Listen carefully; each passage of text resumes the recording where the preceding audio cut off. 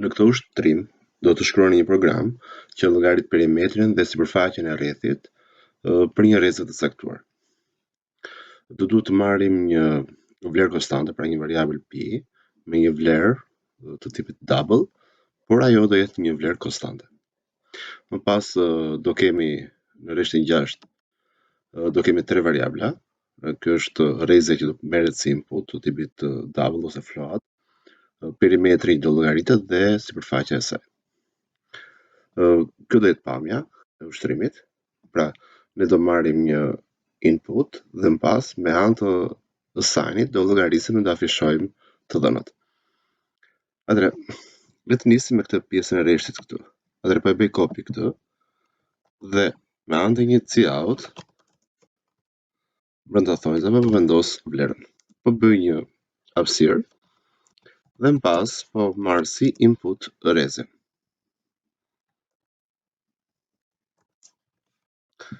Tani do më duhet që të afishoj këtë llogari. Atëherë, meqense duhet të gjej perimetrin mundem ta llogarisim. Atëherë, perimetri për ne i rrethit është 2 pi, pra r pi r rreze.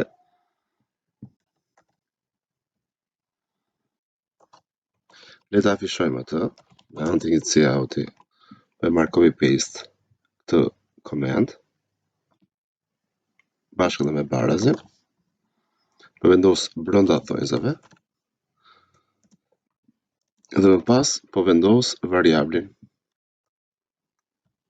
dhe bashkë me variablin po i afishoj këtë fjalën inches, por brenda thonjzave.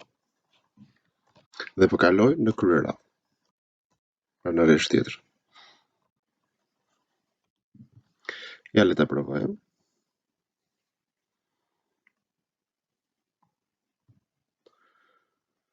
Po i bëj run, po marr një vlerë reale, shikoni që nxjerr. Ndërkohë këtu mund të vendos një space ose s'ka problem, do bëj një space midis inch.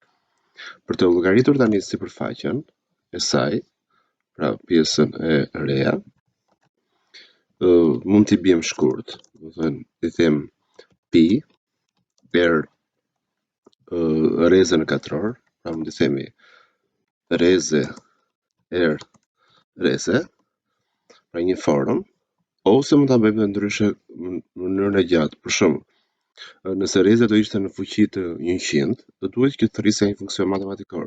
Për shembull, reja barabartë me pi r power dhe këtu vendosim pjesën e bazës, presje, fuqi. Pjesa e dyshit mund të ishte 2, 3 ose 4. Po ta shihni, po t'i bëjmë run, ajo do nxjerrë një gabim në pjesën e power. Do thotë që ky është një funksion matematikor që nuk ka pjesën e librarisë. Atëherë le të përfshijmë një thurje include. Dhe libraria për funksionin matematikor është cm. Shikoni. Është në rregull, por ndërkohë ajo nuk ka bërë output. Atëherë le të bëjmë dhe outputin e saj. Unë po marr copy paste pjesën sipër. Dhe pjesa që do ndryshoj do jetë këtë output. Kjo perimetër është reja. Le ta provojmë. Atëherë kemi marrë vlerën 5.556.